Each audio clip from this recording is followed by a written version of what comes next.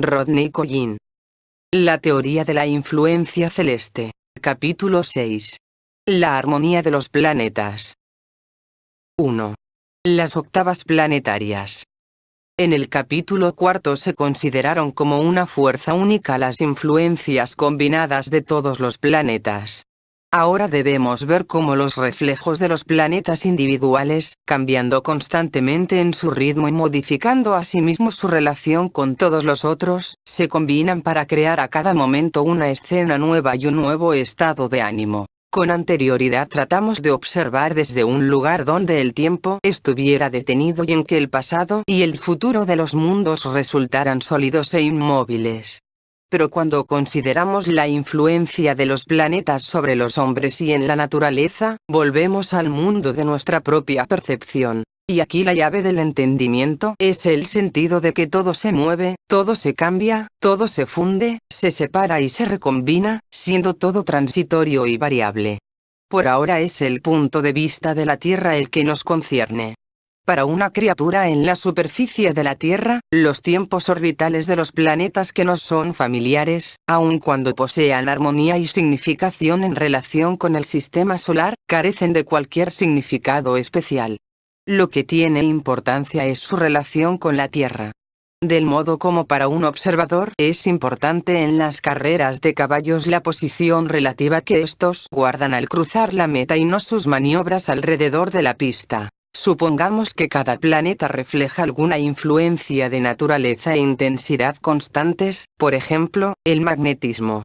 Para los seres sensibles en la Tierra, esta influencia debe variar, no de acuerdo a la posición de ese planeta en su propia órbita, sino de acuerdo con su distancia de la Tierra y el ángulo que hace en relación con ella, siendo el último la medida de la velocidad a la que se acerca o se aleja. En términos de brillantez, esta variabilidad es conocida para cada hombre de campo que observe el cielo nocturno de una estación a la otra. Venus y Júpiter varían en brillantez una magnitud estelar completa, 2,5 veces, mientras que Marte es 50 veces más brillante en un tiempo que en otro. El efecto del magnetismo varía en forma parecida. Por tanto, la periodicidad de la influencia de un planeta sobre la Tierra debe seguir el tiempo que le sea necesario para regresar a la misma posición relativa. Como vimos en un capítulo anterior, todos los fenómenos de la naturaleza son producto de tres fuerzas: Sol, planetas, Tierra.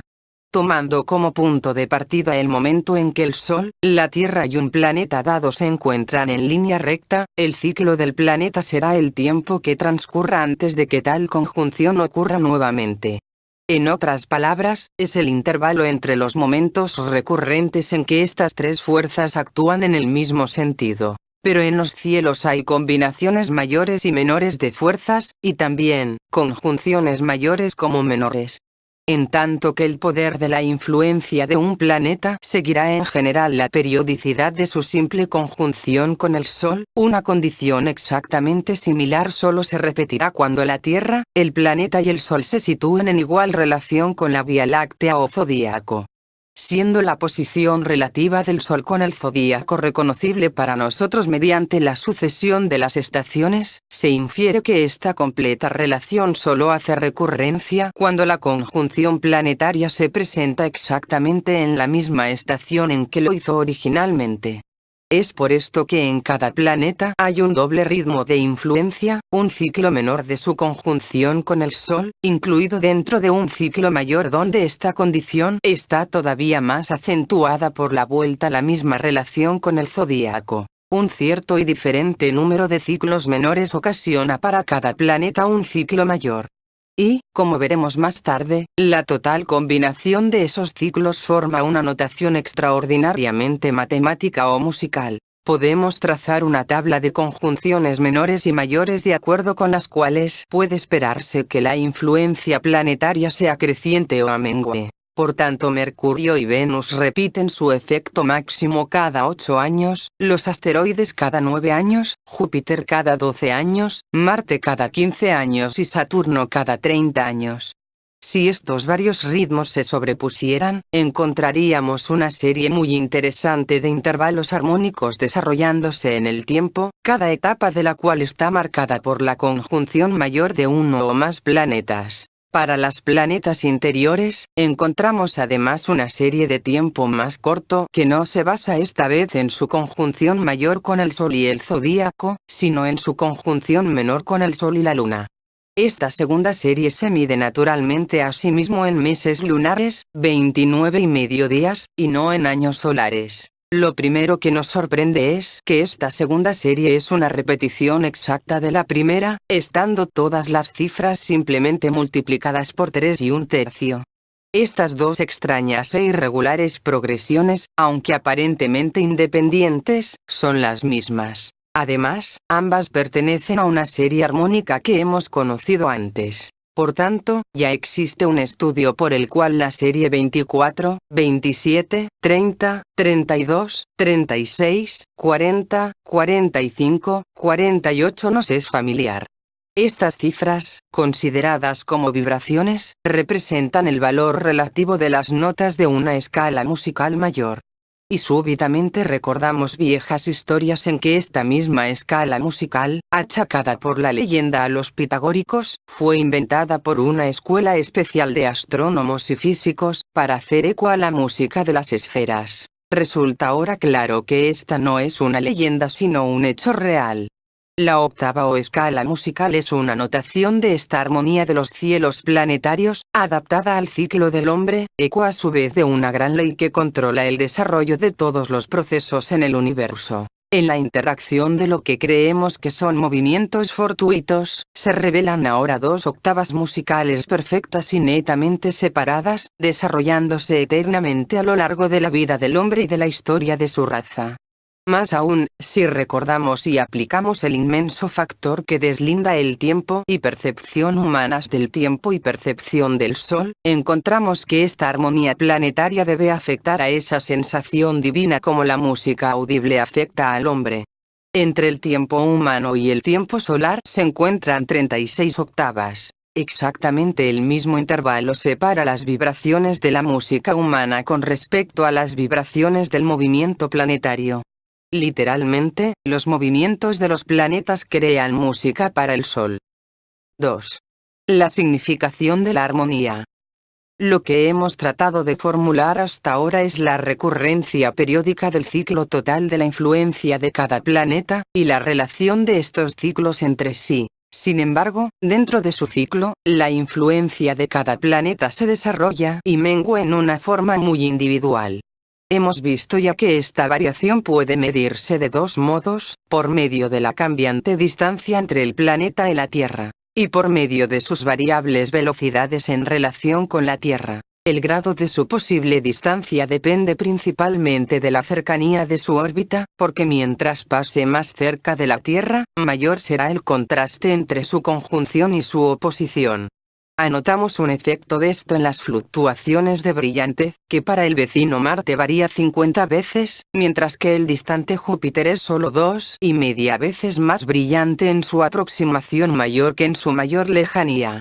Pero puesto que los planetas interiores no brillan en proporción directa a su distancia, debido al efecto de las fases, la luz por sí sola es una medida dudosa de influencia. Como dijimos anteriormente, la verdadera influencia de los planetas sobre la Tierra es casi con certeza de naturaleza magnética, y la fuerza magnética varía en proporción directa a la carga del magneto y en proporción inversa al cuadrado de su distancia.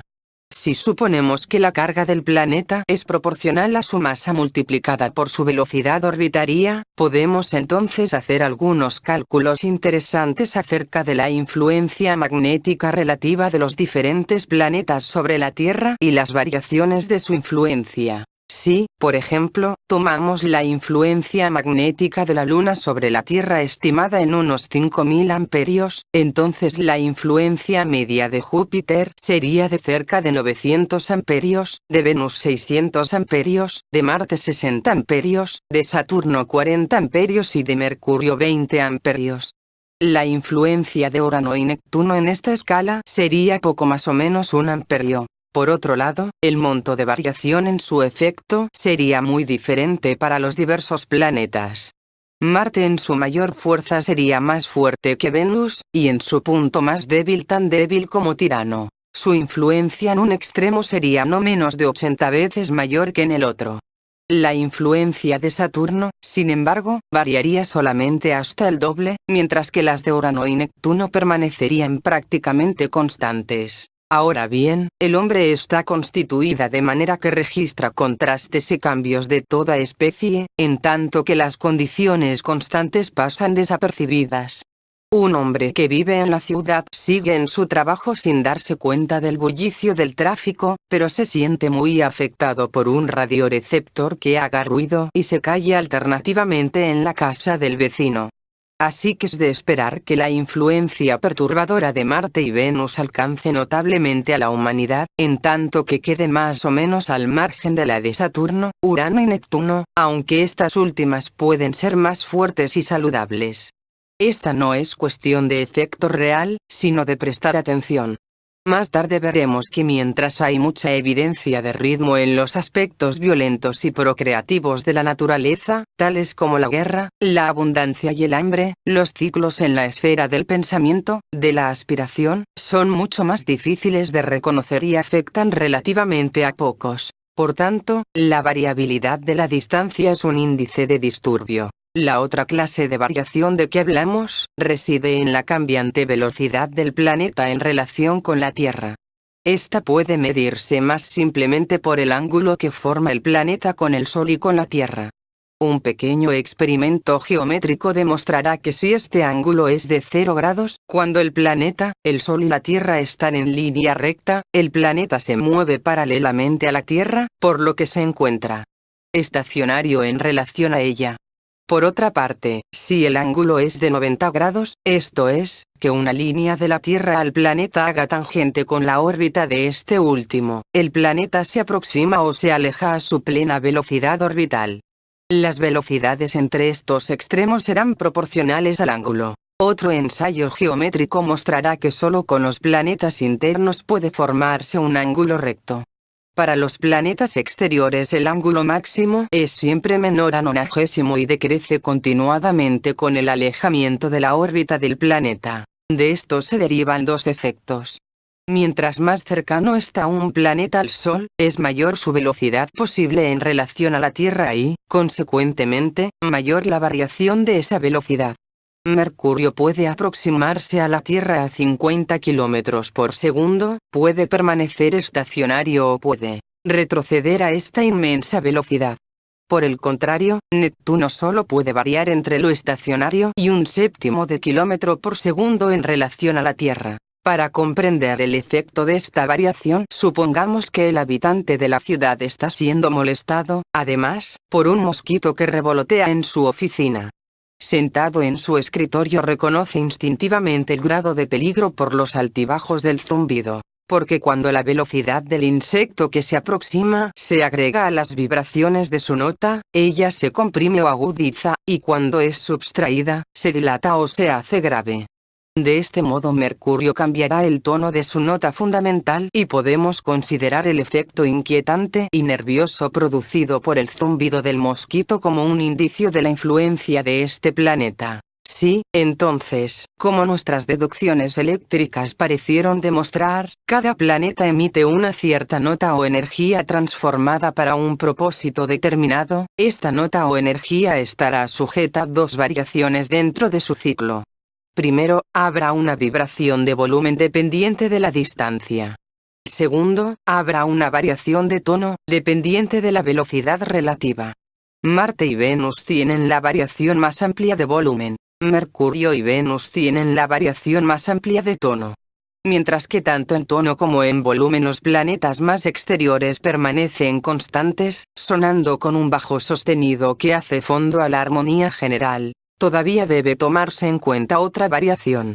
Si comparamos las cifras de conjunciones citadas antes con efemérides astronómicas de posiciones planetarias, encontramos que no coinciden exactamente. Cada planta avanza con adelanto o atraso infinitesimal. Después de 8 años, Venus llega a su mayor conjunción con un adelanto de 2 días y cuarto. Marte gana 26 días en su ciclo de 15 años, en tanto que Júpiter pierde 5 días en 12 años y Saturno 8 y un tercio en 30. Si fueran relojes, no sería muy estimada su exactitud. Marte, el menos preciso, se adelantaría 7 minutos por día. Venus adelantaría también 1 minuto y Saturno se atrasaría 1, pero Urano estaría casi a tiempo por solo 3 segundos. Por tanto, aparte de los cambios de tono debidos a la relatividad, cada planeta de por sí suena imperceptiblemente bajo o agudo. Sin embargo, esta sola imperfección parece significativa. Porque nada en la naturaleza es inmutablemente exacto. Y mientras que la ley de octavas tiene validez para un esquema muy amplio, para la vasta mayoría, siempre queda un resquicio, una puerta de salida dejada para la excepción y el cambio. Sin esto, el cosmos sería de una rigidez espantable y férrea. Pero debido a que está vivo, tiene un margen de elasticidad. El margen permitido es pequeño, como el que dista entre el pianista que toca con comprensión y arrebato y otro que toca con perfección mecánica. Pero en ese 10 milésimo de segundo de diferencia, mucho puede acontecer en otra escala. Esta armonía siempre cambiante de ritmo planetario enseña 2 lecciones. Primero, que la historia siempre se repite a sí misma, y segundo, que la historia nunca se repite. Pues, aunque cada ciclo se repite con una exactitud que hace posible calcular las efemérides con 3 años de anticipación y se puede tener seguridad que traerá infaliblemente el mismo delirio por la procreación o la guerra, por la especulación o el suicidio, siempre algún otro ciclo cruzándose diferentemente, acarrea a la escena un nuevo matiz u otras posibilidades. Y aun cuando al final de siglos, todos los ritmos planetarios deben repetirse nuevamente en la misma unida conjunción, todavía así el adelanto infinitesimal de uno o el retardo de otro impide una repetición exacta de lo que ocurrió con anterioridad. En tanto que todavía por encima de esto, todo el sistema solar se situará en una relación diferente con el foco de la Vía Láctea, recibiendo de él alguna nueva influencia intangible, que como la música apenas audible que se toca fuera del escenario, podrá alterar toda la actitud del espectador hacia el juego de luces de la pantomima. Todo se repite nuevamente, y nada se repite de nuevo. Porque si las grandes conjunciones se repitieran exactamente, entonces todo estaría lo mismo que antes. Después de 2520 años, el mismo Alejandro, enseñado por el mismo Aristóteles, conduciría a los griegos contra los persas, y cruzaría los mismos desiertos y valles, piedra por piedra, a las mismas fabulosas cortes de la India. El creador del universo no es tan simple. Quizá otro Alejandro, pero ¿de qué raza, de qué educación?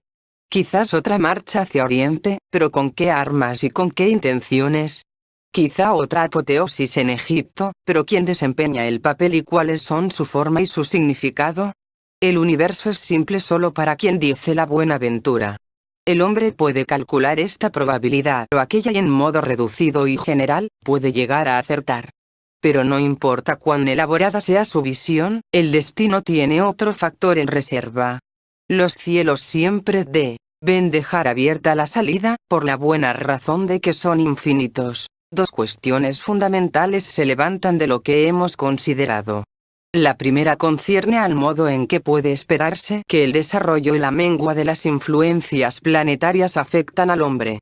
La segunda concierne a la verdadera significación de nuestras octavas. En primer lugar, pues, ¿qué consecuencias tiene para los seres humanos el hecho de que Júpiter brille ahora de nuevo con la misma intensidad y la misma relación con el Sol y las estrellas que hace 2 años?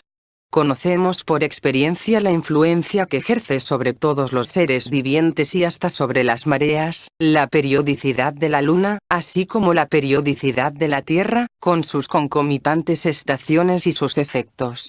No es por tanto difícil concebir que otros planetas dirijan, en nosotros, ciclos equivalentes a sus períodos de conjunción. Y, también, que estos ciclos encuentren ritmos correspondientes en ciertos órganos corpóreos, como sucede en los ovarios femeninos con el ciclo lunar. Por el momento no podemos considerar esto más que como una hipótesis. Encontraremos más pruebas en adelante. Mientras tanto, podemos imaginar sencillamente a estos mismos órganos como antenas receptoras, sintonizadas cada una en la longitud de onda de un planeta en particular y, variando por tanto, en la intensidad de su acción con la periodicidad de la influencia de los planetas. De ahí que la complejidad de la vida del hombre provenga del hecho de que todos estos ritmos diferentes se entretejen, neutralizándose, acentuándose o modificándose, y, todavía produciendo al mismo tiempo un latido combinado, que puede o no ser reconocido. Recientemente se ha hecho mucho trabajo interesante sobre el carácter cíclico de muchos fenómenos biológicos y humanos, un ritmo de 9 y 2/3 años para la fecundidad de los animales. Un ritmo de 18 años para la actividad constructiva. Un ciclo de 54 años con referencia a la manera en que el hombre emplee la energía natural y a la forma de su sociedad. Más adelante tendremos ocasión de mostrar que los ritmos mejor establecidos cuadran de hecho con ciclos planetarios. Pero, por el momento, podemos decir solamente que si existe la posibilidad de que un planeta pueda estimular a un órgano de un hombre en particular, parece indiscutible que la misma conjunción podría activar a este órgano en millones de hombres, produciendo olas de actividad o depresión en los negocios, ciclos de guerras, fluctuaciones periódicas en los índices de nacimiento, etc. Dos planetas que pasan pueden crear una cierta tensión cósmica bajo cuya influencia, y sin saberlo, parece al hombre en la Tierra que debe luchar, matarse entre sí y morir por causas heroicas durante años enteros. Si los planetas gobiernan del todo al hombre, no respetan a las personas, y uno se puede preguntar si, dado el estado general del ser del hombre, puede tener algún otro resultado una excitación universal de las glándulas de la pasión. Pero ya sea que atribuyamos o no alguna significación a estos ciclos, nos enfrentamos aún a la increíble e ineludible armonía producida por su combinación. Estas octavas perfectas y siempre cambiantes, llenan a uno de asombro tanto por la sutilidad y perfección del orden cósmico, como de maravilla por el hecho de que la percepción humana deba permanecer al margen de todo eso. Dijimos que los planetas, en su calidad de refractores o transformadores de la fuerza de vida, representan forma, color, calidad y función. Pero cada uno representa una forma y función diferentes. Y ahora vemos cómo, debido a esta ley armónica de sucesión, una forma debe dar paso a su debido tiempo a otra, una función a la siguiente. Hemos encontrado de hecho, el arquetipo para el desarrollo de todas las progresiones. Cada secuencia en tiempo y densidad, ya se trate de las notas audibles de las escalas musicales, de los colores visibles del espectro, o del crecimiento tangible de formas orgánicas, sigue esta producción de octava. Todas las progresiones y procesos sobre la Tierra traídas a la existencia por la fuerza triple de la creación, continúan y prosiguen conforme a esta ley de influencias sucesivas. Si la secuencia de los planetas en su vasta marcha a través del tiempo, produce las notas de octavas interminables, podemos estar seguros que las mismas cuanta de luz, en su viaje infinitésimo, hacen lo mismo. Todos, la naturaleza, el hombre, el insecto y la célula, se mueven a tiempo y viven su existencia dentro de este esquema armónico. Tan inevitablemente como el tiempo avanza, esta influencia sucede a aquella, y ora uno, ora otro aspecto del hombre, o de la empresa, galvanizan la vida merced a la sucesión rítmica. Así como mi sigue a re, así el amarillo debe seguir al anaranjado, el nacimiento al embarazo, y marzo arador debe estar seguido de abril germinador. Ningún poder en la Tierra puede alterar esta secuencia inevitable, ni reemplazar esta variedad por la monotonía de una sola verdad. Todas las variaciones sobre un tema se deben a ello. La vida es una idea solar. Pero la escala de seres vivientes, metales, minerales, plantas, gusano, animal y hombre, son sus formas planetarias. En cambio el metal es una idea, siendo el plomo, mercurio, oro, plata, zinc, cobre y hierro sus variaciones planetarias. Y, como lo vemos desde nuestra octava, cada variación tiene su hora. Es por esta razón que el hombre, atento para sus propios propósitos a perpetuar una nota o una faceta de entendimiento, está destinado a la desilusión. Por esta razón los procesos que él inicia, cambian de naturaleza ante sus manos y ojos. Porque si hoy un planeta mueve su corazón, otro moverá su razón mañana, y un tercero su pasión al día siguiente. El movimiento humanitario que aparece bajo el influjo de Júpiter, se vuelve escolástico bajo Saturno y sangriento bajo Marte. Los cielos tocan escalas en su teclado, y este no puede sonar más que las notas que aquellos ejecutan. Pero nos equivocaríamos si creyéramos que el efecto de esta secuencia se opone directamente a la legítima ambición del hombre. La ley de octavas es una parte esencial de la estructura del universo y se aplica a cada una de sus partes y procesos. A ella se debe esa increíble profusión de color, forma, tono y función que deleita al hombre y lo estimula eternamente hacia nuevos esfuerzos y nueva comprensión. Por tanto, tendríamos que estar equivocados al interpretar la idea de influencias sucesivas desde un punto de vista moral, o viendo en ella un determinismo duro e inflexible. Porque el paso de una influencia a otra no solo significa que se quita del hombre mucho de lo que desearía conservar, sino también mucho de lo que desearía desprenderse. Cuando el frío y oscuridad del invierno se vuelven intolerables, es esto lo que trae la primavera. Cuando la doctrina medieval se expande insoportablemente rígida, es esto lo que acarrea el renacimiento. Y cuando parece cierto al hombre que nada de lo que descubra puede salvarlo de la estupidez de su propio afán destructor, esto es lo que le asegura que los cielos deberán despertar a su tiempo otro aspecto de su naturaleza, brindándole una oportunidad fresca e inimaginable. 3. La circulación de la luz, visible e invisible. Si consideramos a la Luna y los planetas en relación con la Tierra, y nunca debemos olvidar que este es el único punto de observación desde el que el estudio científico del sistema solar se ha hecho siempre, se encuentra que corresponden naturalmente a tres grupos. A. Visibles a simple vista dentro de la órbita terrestre, Luna, Mercurio, Venus. B. Visibles a simple vista fuera de la órbita terrestre, Marte, Júpiter, Saturno. C. Invisibles a simple vista, fuera de la órbita terrestre, Urano, Neptuno, Plutón. Si se objetara que la percepción humana provee una evidencia muy arbitraria para una clasificación, debemos replicar ahora que no es tan arbitraria como los científicos están inclinados a creer.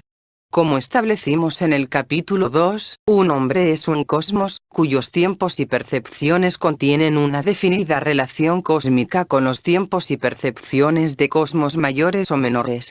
Luego su percepción, por su sola limitación, tiende a dividir los fenómenos de un modo significativo o no accidental. No es accidente, por ejemplo, que todos los movimientos de desarrollo orgánico y todos los movimientos de los cuerpos celestes permanezcan precisamente por fuera del alcance de su percepción, invisibles para él. La relación de tiempos del cosmos humano tanto con el cosmos de la naturaleza como con el cosmos del sistema solar mecánicamente lo asegura. Por tanto, para descubrir su posición y posibilidades actuales en el universo, el hombre debe retornar al estudio crítico de su desamparada percepción. Ello le mostrará lo que es y desde dónde puede empezar. Pues que telescopios, microscopios, espectroscopios, radio, radar, cinema, etc., de hecho son imitaciones mecánicas de facultades humanas superiores que todavía no llega a disfrutar. El peligro está en que pueden hipnotizarlo en la creencia de que ya posee estas funciones superiores y, por tanto, persuadirlo de que se encuentra en una posición diferente de la que en realidad ocupa. Con tal imaginación de sí mismo nunca podrá seguir avanzando. En todo este libro, por tanto, se hace un llamado hacia la evidencia de la propia percepción del hombre, más tal es la influencia de la ciencia teórica sobre la mente en nuestro tiempo, que en muchos casos ese retardo de percepción tendrá visos de superstición. Veamos, entonces, hacia dónde nos conduce nuestra división de planetas en visibles e invisibles. Vemos de inmediato que esta invisibilidad se expresa a sí misma en múltiples formas. Por ejemplo, los planetas conocidos en la antigüedad no solo son físicamente visibles, sino que sus ciclos se repiten varias o muchas veces a lo largo de la vida de un hombre, y por tanto pueden ser estudiados en todos sus aspectos por un solo hombre. En contraste, Urano, Neptuno y Plutón no solo están físicamente más allá del alcance de la mirada humana, sino que sus ciclos temporales, 84, 164, 248 años respectivamente, también están por encima del alcance de la vida humana. Sin embargo, Urano existe solo un poco por encima de la visión natural del hombre y ya es posible verlo con la vista aguda del mismo modo que su ciclo se extiende tan solo un poco más allá de su tiempo natural de vida y puede de hecho ser alcanzado por un hombre de edad excepcionalmente prolongada. Por tanto, podemos pensar correctamente si consideramos a los planetas tradicionalmente visibles como una octava, y a los restantes planetas invisibles, como la iniciación de una segunda octava. En la misma forma en que los colores visibles tradicionales forman una octava de vibraciones, y la restante radiación ultravioleta invisible es iniciación de una segunda. Posteriormente veremos que hasta dentro de esta octava visible existen ciertos intervalos que están completados invisiblemente, ejemplo de lo cual se encuentra en los asteroides. Esta disposición puede expresarse en un círculo así. Más aún, este arreglo de los planetas en una octava visible y otra invisible, no es peculiar de los seres humanos en la Tierra, sino que resulta de la relación entre criaturas de escala humana y el sistema solar como un todo, no importa cuál parte de él puedan ellos habitar. Por ejemplo, para la percepción humana en el planeta Marte, Mercurio podría haber desaparecido completamente en el brillo del Sol, en tanto que Urano se habría vuelto ciertamente visible. Para la visión de un hombre situado en Júpiter, Venus seguiría a Mercurio en invisibilidad, pero Neptuno a su vez penetraría en su campo de visión. Por tanto, para los seres cósmicos en la escala del hombre, serían probablemente visibles en cualquier parte del universo 5 planetas y un satélite o satélites. El resto sería invisible. Así que, después de todo, nuestro círculo aparece como un diagrama generalmente aplicable, en el que de cualquier manera los puntos individuales tendrían diferente significación desde el punto de vista de otros planetas. Por tanto, en el cielo de cada uno de los planetas serían visibles 7 cuerpos mayores o series de cuerpos, y solo 7, Sol, satélites, y otros 5 planetas. Los 7 visibles desde nuestra Tierra son, por supuesto, el Sol, la Luna, Mercurio, Venus, Marte, Júpiter y Saturno. Entre estos existe una circulación de luz. Puesto que es la reflexión de la misma luz solar la que los hace simultáneamente visibles, y la ausencia de este reflejo la que nos hace invisibles a Urano y Neptuno, y, por tanto, fuera de esta particular circulación. Esta circulación de luz es un movimiento desde la máxima brillantez que conocemos, la del Sol, hasta la invisibilidad y, nuevamente, hacia la brillantez. En esa pulsación entre la oscuridad y la brillantez, están constantemente implicadas todas las partes del sistema solar, como todas las partes del cuerpo humano están constantemente implicadas en la pulsación entre las arterias cargadas de oxígeno y las venas carentes de aquel. Pero ¿cómo se efectúa esta circulación? El Sol emite la luz como el corazón bombea la sangre. ¿Pero qué ocurre después? ¿Cómo se manifiesta esta pulsación de lo radiante y lo oscuro? Al círculo que muestra los 7 cuerpos celestiales, permítasenos agregar cifras que representen su magnitud promedio. Después unamos la serie interna y luego la externa en orden de brillantez. Si ahora unimos, además, los 2 puntos más brillantes que representan a la Luna y a Júpiter y los 2 puntos menos brillantes, que representan a Saturno y Mercurio, y si hacemos que el punto de intersección represente en la primera línea la máxima brillantez que conocemos, como es la del Sol, Mach menos 27, 6, y en la segunda el punto de invisibilidad, Mach 6, encontraremos que la figura toda, 14, 28, 57, se ha convertido ahora en una escala corrediza de brillantez. Principiando en el punto de invisibilidad y yendo hacia Saturno, subimos toda la escala de brillantez celeste hasta alcanzar al Sol. Entonces, más allá, declinamos nuevamente hacia el punto de invisibilidad de donde empezamos. Posteriormente, Podemos delinear sobre esta línea el encendimiento y apagamiento de los diferentes planetas en magnitud, descrito en la última sección, y mostrar así su movimiento individual hacia atrás y hacia adelante, dentro de la circulación general.